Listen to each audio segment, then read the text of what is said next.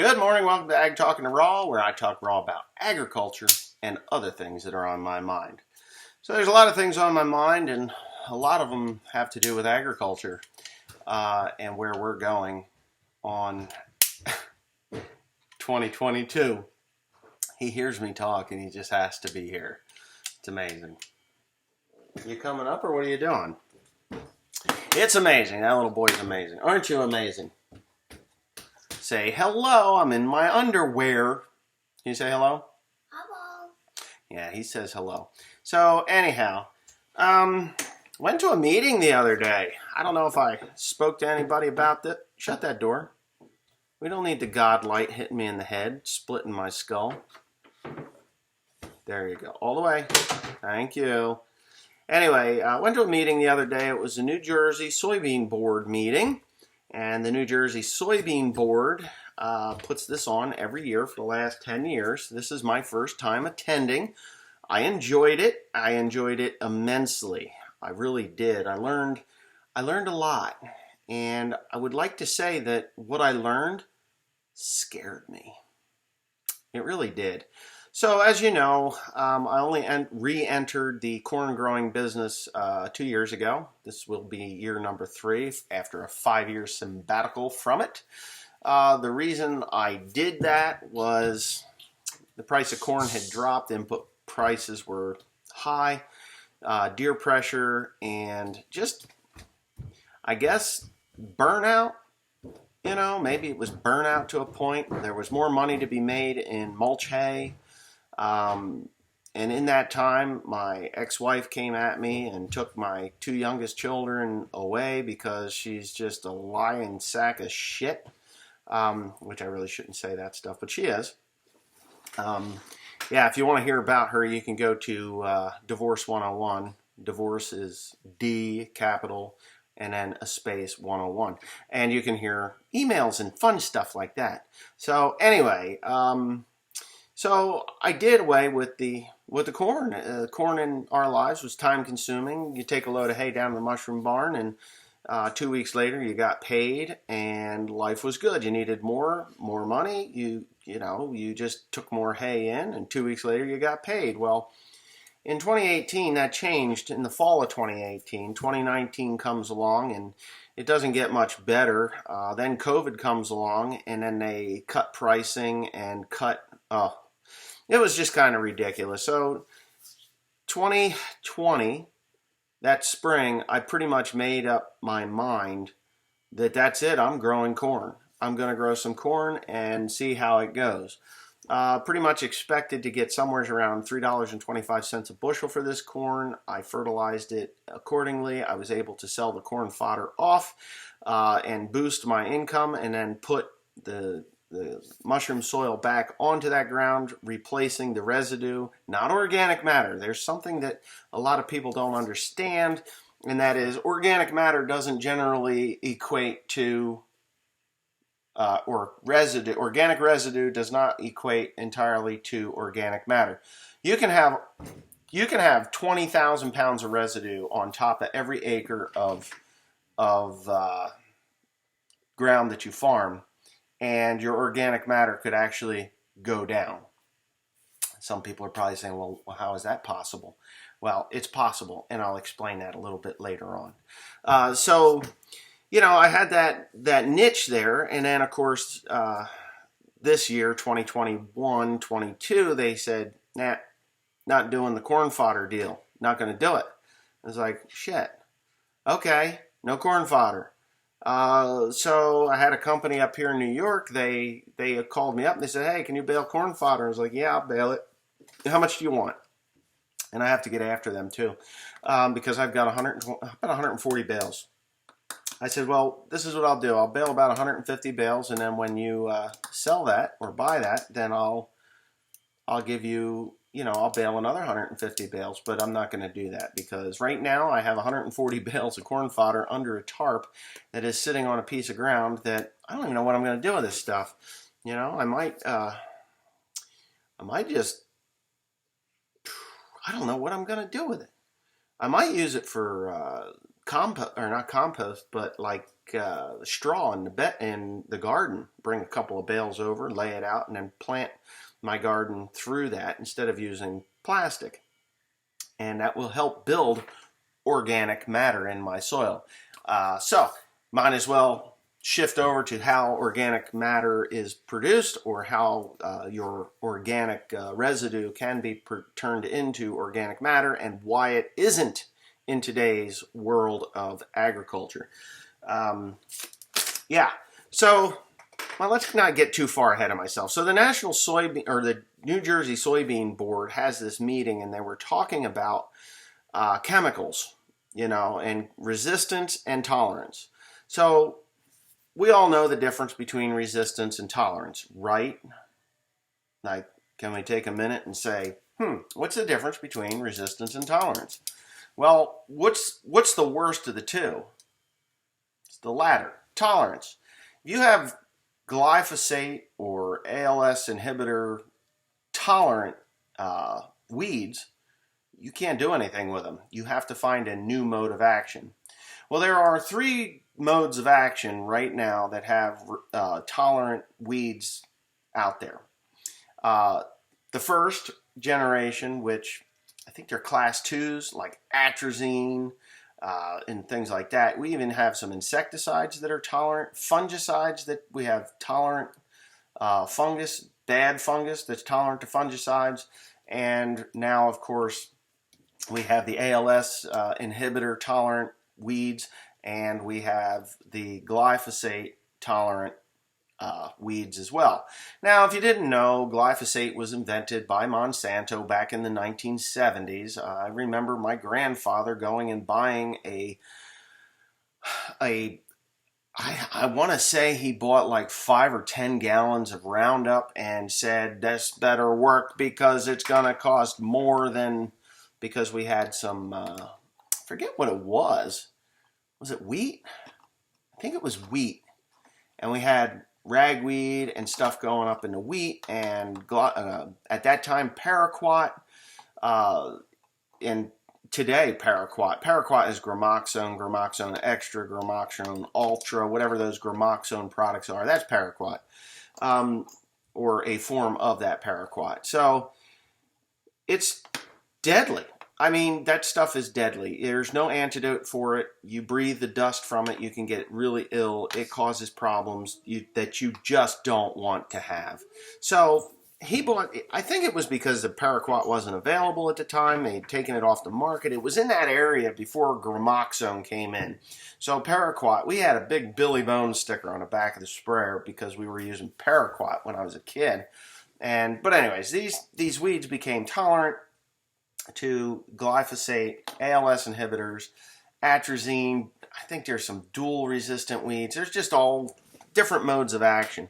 Well, when I stopped growing corn and soybeans back in 2014 was the last year that I did that, I stopped going to the meetings. We're talking 8 years ago. I stopped going to the meetings. So 2015 comes along, and I put in hay. I didn't grow one stitch of corn or soybeans, and now it's 2022, and I'm going to be growing corn and soybeans. The reason that I'm not worried about the deer pressure is because they have blue tongue, and they claim there's no CWD, but there's something going on in the deer herds. They're sick. And they tell me, oh, they've got pneumonia. I've been alive for almost 50 years, and I don't think I've ever seen a deer herd with pneumonia. These motherfuckers are sick. They're sick. They're skinny. They're singled out. Their hair is like, it's a mess. They're a mess. They're skin and bones. Lots of them.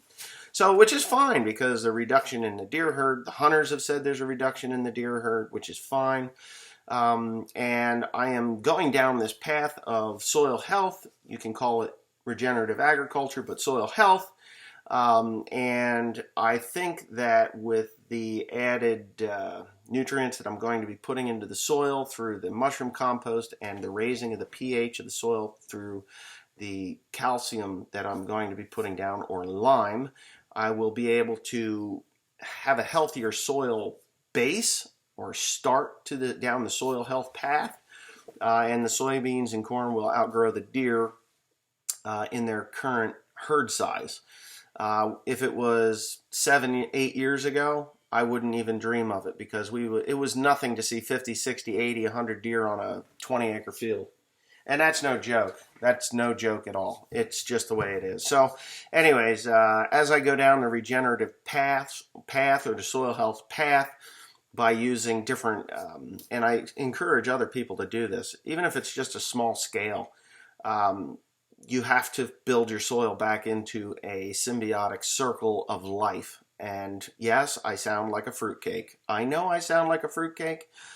Trust me, I know it. I feel like a fruitcake sometimes when I talk to people about this, but the soil that we walk on is a universe of very many different living and breathing organisms that breathe oxygen and create CO2 carbon, and then you have other organisms that eat that CO2 carbon, turn it to nitrogen, which can be sucked up by other plants, nitrogen-loving plants, and there's funguses and bacteria and amoebas and just the whole the microbiome that is beneath our feet is an incredible thing, that they can talk to one another without seeing or hearing.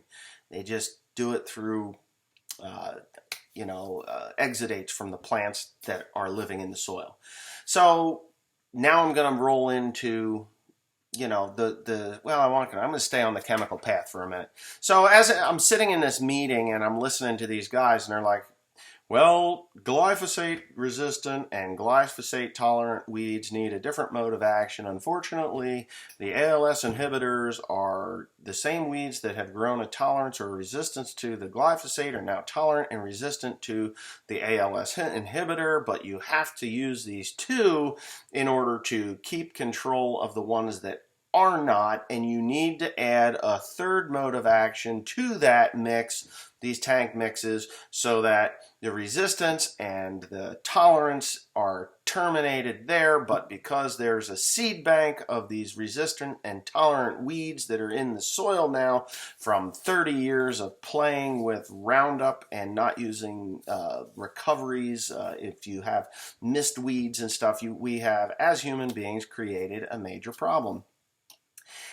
And as I'm sitting in a meeting, I'm like, so all these little seminars that I'm going through and listening to, and the classes that I'm taking online about soil health, and the reason that we have weeds and the reason that these weeds are popping up all over the place is not because of Mother Nature's natural way of doing it. It's because of us. We can point our fingers back at ourselves. A weed population is a response to something that the soil needs. And it's just plain and simple. When the soil is healthy plants grow. Yes, weeds are there. They are there. They can sit in the soil for 2,500 years, some of these weeds, until something changes in the soil that triggers that seed response to sprout and grow, to do something for that microbiome. Okay? So as human beings, we think we're smarter than Mother Nature. We really do. Unfortunately, I felt the same way up until just a few short months ago. We can outsmart Mother Nature. Come on, what are you talking about? And basically what we have done is we have starved our soils. We have depleted our soils of the microbiome that is beneath our feet. We have raised the temperature of the soils by keeping it clean using either chemical or plowing practices. We've done this for hundreds of years. And starting with the plow, that's when we really started to screw stuff up. Now, way back then, yes, he's still playing with his train. Way back then, when the plow was invented, we started with a clean slate. We thought, oh, wow, cool, we can get our weeds under control this way, or we can stop the competition. Well, competition is up here. In nature, there is a symbiotic relationship with all growing forms of plants, grasses, legumes, forbs, weeds. Those things all stand and talk to one another and create the environment which is necessary to grow a crop or something to that point. Now, planting green is new terminology to me, even though I did it before. It's like, wow, I planted corn through rye one time, and the herbicide application was like once and done. We didn't have to worry about it. But the corn didn't do as good. It took more nitrogen, but we had a really good yield anyway, even though the corn was sick and spindly when we put it through the rye. Unfortunately, I put the wrong crop through that rye. I should have put beans through that rye, and I would have had super good luck with the beans, and then, so on and so forth. So what I've been learning over this path that I'm on is that through diverse crop rotation, we can bring back the soil health of our land and actually be able to grow a crop in time. Not, if you do this like cold turkey, just think of it as Hunter Biden on crack. You take the crack away from him, he goes nuts, He goes nuts, and the CIA and the Secret Service come in and they squelch the whole thing, and life is good. Well, the CIA and the Secret Service is FS Growmark, it's CPS or Nutrien now, and other chemical fertilizer companies and all that stuff, because once we see a problem in our field, we're like, oh shit, I need fungicide, I need insecticide, I need phosphate, I need potassium, I need nitrogen. Well, these are all synthetic things. What we really need to do is stop thinking about feeding the plant and start thinking about feeding the soil, so that the soil the microbiome in the soil can create the nutrients necessary to raise that crop. Now, that means roller crimpers, and it means, yes, a little bit of Roundup here and there, and yes, you can still use commercial fertilizers. You just need to basically pull the IV needle out and start taking an oral form of the medication that you're on, or the soil is on, meaning synthetic NPK and other stuff. Now, no way am I saying stop using commercial fertilizers. What I'm saying is change your practices to the point where you can wean yourself off of them. Microbiology in the soil, funguses, bacteria, microbes, all this stuff that works together with the root system is inhibited when we put neonicotinoids on and synthetic fertilizers. Because let's face it, plants are lazy. If we put these things on, the plant says, oh, well, it's here. The microbes are all still there. It takes microbes to break those nutrients down anyway. There is still microbiology in the soil. It's just very sick and depleted. So those things that you put on the soil are there, and they can be there for 100 years or 200 years or 1,000 years or a millennia. It doesn't even matter. It could be there for a long time, but if the biology isn't there to make it available to the plant, you're just adding stuff that you can't use. And it's money thrown out the door, and that's what I'm trying to tell everybody, that there is a better way. Yes, it's a slow process, can be completed with the proper management of your soils. You can be on that path to no nitrogen within 5 years, and once you hit that place where your biodiverse cover crops are bringing nitrogen in, and the funguses are breaking that nitrogen down, and bacteria and microbes are doing their thing, and they continue to do that, you can actually take grass and it will release an exudate which tells the microbiome in the soil to produce nitrogen. Yes, nitrogen. Not just legumes to produce nitrogen, but grasses as well will do this. I was rather shocked to hear some of this stuff, because it goes against every single thing that I was ever taught in agriculture. Oh, come on, what is this? Somebody's text messaging me. Okay, whatever. Who is that? Some kind of a plow.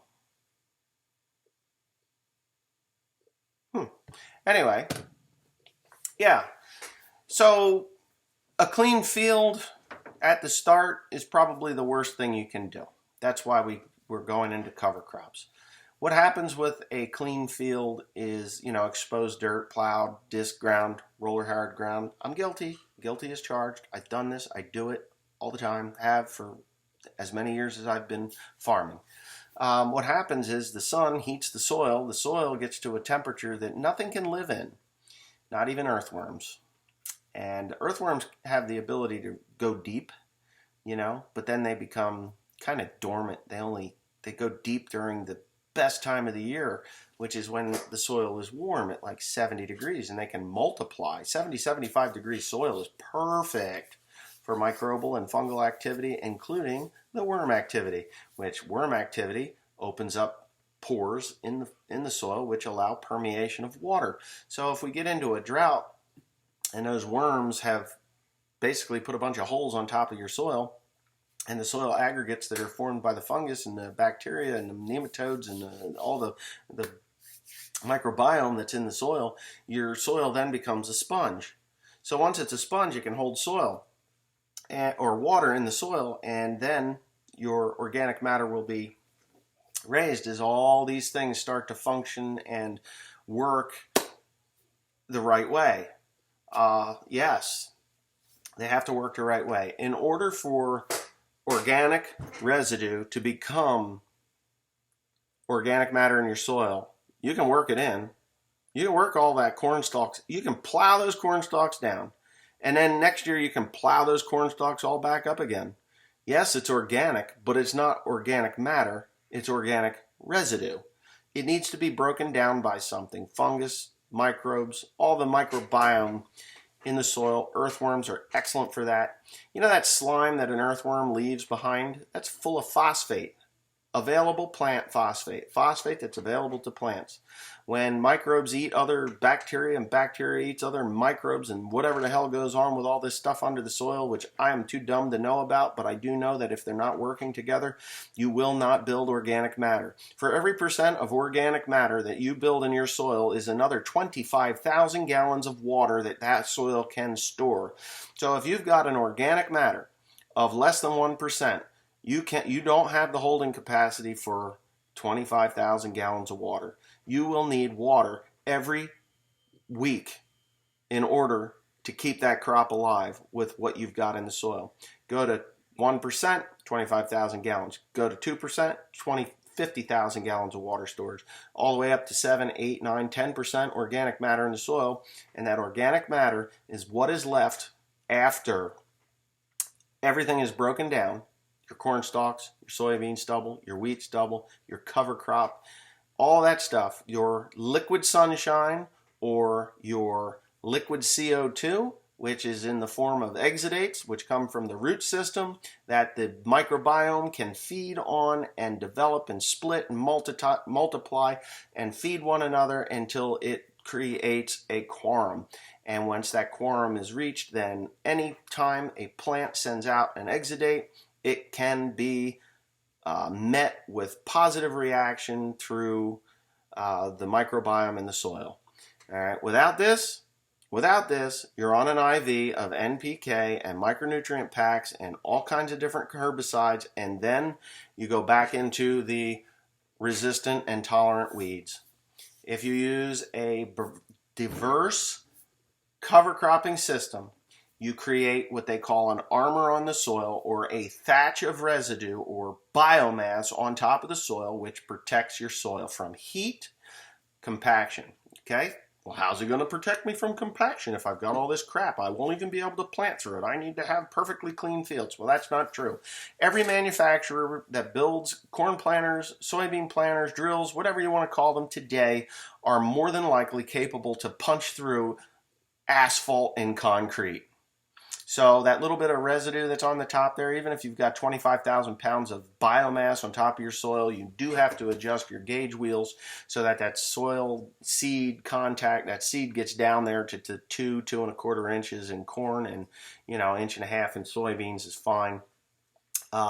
In my area, I don't know what it is in yours. I've heard people put soybean seed down 4 inches into sandy soil, and the bitches come up real easy because they say, oh, well, the moisture's that deep. Well, the moisture doesn't need to be that deep if you put an armor on top. So when you make that mat of organic matter, what you're doing, organic residue, you are protecting the dirt, the soil, from the heat of the sun, which kills earthworms and the microbiome, all the microbiome in the soil.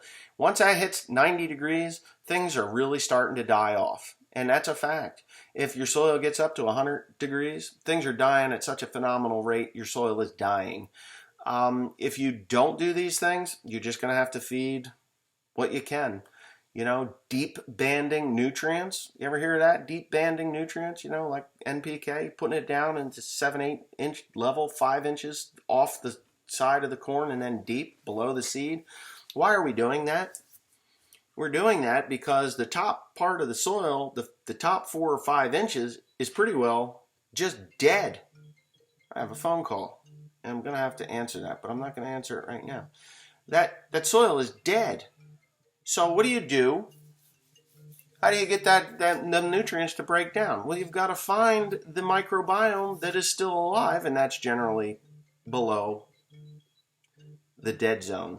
So, oh God, why? I don't know who the hell that is, but they're driving me nuts, and I'm not around for that. Anyway, yeah. What the heck was that? Okay.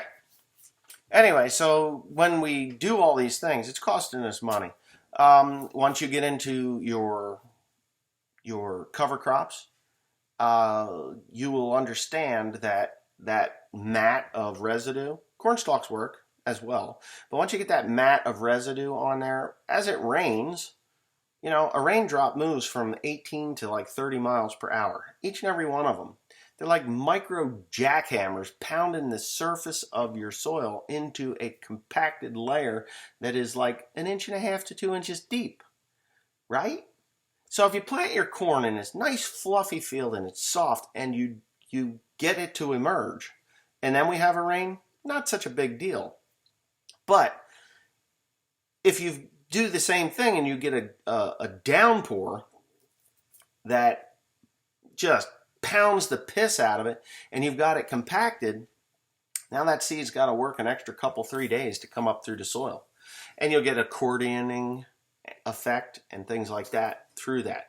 So if you put this armor on top, whether it's rye, wheat, oats, corn stalk residue, that's why these vertical tillage machines have become so popular as of late, because they really just resize the corn stalks, the residue, and it lays them on top with a little bit of dirt so they have microbial activity going through there. And then when you put your fertilizer on, those microbes, which you don't kill, does break down a certain percentage of that, generally 10 to 15% of all of your synthetic fertilizers, excluding nitrogen, but your NP, your P and K and sulfur, stuff like that, you're only utilizing 10 to 15% of that in a year.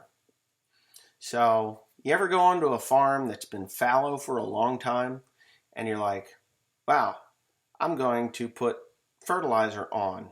Or, you know, you plant it, you work it up, you plant it, you put fertilizer on, you do a couple of different rates because you're not really sure where you're at, and you see no difference throughout the whole field. And then the next year you go in and you do the same shit, and then all of a sudden, why isn't this working? Well, your microbial activity deep in the soil is working, you know, starting to recover from the years and years of abuse that it has sustained. And then you start to abuse it again and things die off, and then you just don't have this response to, or you need the fertilizer to get a response. I did that last year and I was like, why is this that I put mushroom soil here, I put commercial fertilizer here, different rate on this side than I do on this side of the road. The lower rate that I had over on where the mushroom soil was did as good, if not better, than the stuff that had the higher rate of commercial fertilizer. But there was one thing. Oh, and in the no-till versus tilled soil, there was zero response to it. Just didn't change anything. Nothing changed. I was like, wow, what the heck is the story here? Well, I put my secret sauce on there, and that's what boosted everything to work in unison. This coming year, it's going into soybeans. It's going to have the corn residue on top, so I will have it armored at least to that point. But this fall it'll be wheat. From wheat, it goes into a diverse multi-species cover crop, which will entail all kinds of stuff, like 12 different species of different stuff, buckwheat, all sorts of stuff. And then I will put corn into that in the spring. So anyways, William's coming up here, and I'm about done talking, so have a nice day.